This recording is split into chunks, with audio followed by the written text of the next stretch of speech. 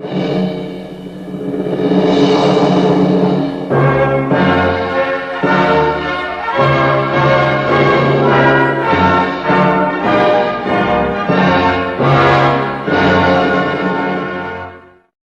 fellow Belizeans, when I welcomed 2010, I tried in a particular way to mark the sense of purpose, promise, and possibilities that a new year always brings.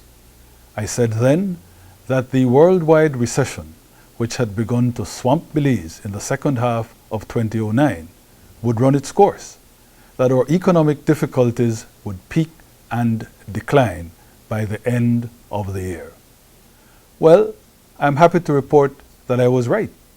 Here is what the Caribbean Center for Money and Finance had to say.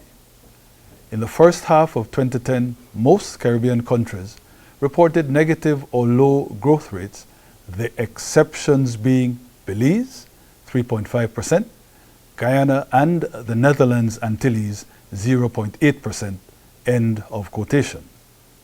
Now the figures for Belize's third quarter are in, and our Statistical Institute has revised that mid-year 3.5% down to 2.4% for the period up to September.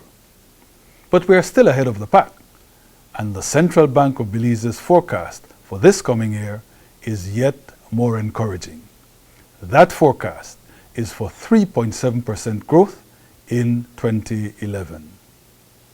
My fellow Belizeans, you will thus understand why I feel we can greet this new year in a rhapsody of celebration. But while the statistics are impressive, they never tell the whole story. And my administration has been preoccupied not so much with growth for its own sake, as with the social and human progress that growth must underpin. The welfare of the people, especially the poor and the middle class, will always be the central concern of the United Democratic Party. It is in that context that we feel especially good about the year that's ending, and even better about the one that's beginning. Now, Hurricane Richard dealt us a blow in late 2010, and citrus was the greatest agricultural sufferer from the storm. But government immediately gave a grant of $350,000 for small farmer relief. And in addition, the government-owned DFC has made available a $4 million line of credit to those same farmers. Of course, our most fundamental worry in the aftermath of the hurricane was over those that had their homes damaged or destroyed. I promised then that we would assist every last affected householder, and it is a promise that is well on the way to being kept. Almost 900 homes have been repaired or reconstructed in Belmopan and in the Stan Creek, Cayo, and Belize districts. Things have proceeded a little more slowly in Belize City, but even there, the number of houses fixed or newly built after the storm exceeds 240. I take this opportunity to repeat what I said earlier. Though we have already spent almost $6 million on the process, we will not stop until every single affected person has been helped. But government's greatest success in 2010 was the rescue of the sugar industry. The livelihoods of almost 6,000 persons depend on cane, and we count it a coup that the crop is now off to its best start in years. Apart from our $1 million grant and $10 million loan to the industry, government will also provide a not less than $2 per gallon fuel subsidy to the Cañeros. Ladies and gentlemen, my fellow Belizeans, couple all this with the saving of hundreds of jobs and millions in investment at the Corozal Free Zone, with the rollout now of the countrywide cash transfer to single-parent households, with the food assistance in Belize City, with the apprenticeship program for young people, with the $3 million in loan funds for small businesses. Add everything together and see why I say that we are veritably charging into 2011, preparing to conquer everything in our path. In terms of this new year then, I especially highlight the following.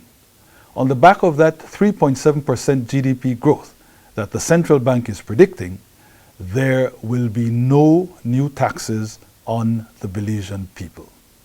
What there will be is new job-creating, economy-lifting stimulus.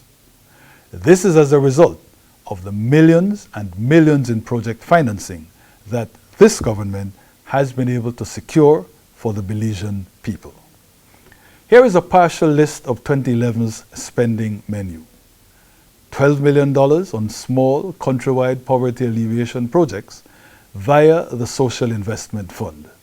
$30 million on municipal infrastructure to be shared among 5 district towns and Belmopan City. $62 million in EU money for the Belize Rural Development Program in the south and the accompanying measures for sugar in the north. $30 million on the Belize City Southside Poverty Alleviation Project. $44.3 million on the highway from the dump outside Punta Gorda town to the village of Halacte near the Guatemalan border. $14.8 million for the rehabilitation of the existing facilities at the northern border. $10 million in social interventions in Belize City to help deal with gang violence, and another $10 million for streets, drains, and flood mitigation on the north side of the old capital. Ladies and gentlemen, my fellow Belizeans, this 2011 agenda is filled with good things, and even crime appears, albeit very slowly, to be giving way to our now resumed, now unstoppable march of progress. For while 2010 overall was challenging, we did see a sharp decline in the murder rate for 2 of the last 3 months of the year. There is one regard, though, in which the sense of resolve that every new year brings is especially needed now. Our climb out of recession, our growth, our social and economic progress are all being put at risk by a certain foreign marauder and his local fifth columnists. Just before Christmas, a judge of the Belize Supreme Court upheld a $43 million London arbitration award procured by the Michael Ashcroft interests against the government and people of Belize. This award was in connection with a grossly immoral, grossly illegal settlement deed made by the last administration. Under that accord, Ashcroft's billion-dollar banking conglomerates were, contrary to law, exempted in perpetuity from paying their just taxes to Belize. It was as with the similarly outrageous telecommunications accommodation agreement also given to Ashcroft by the PUP. And this government decided from the start and in the name of sovereign justice to resist unto the skies this serial perfidy. We will continue to do so now, certain in the knowledge that this is a campaign of, by, and for the people. But I want to return to the positive and end on the same upbeat note with which I started.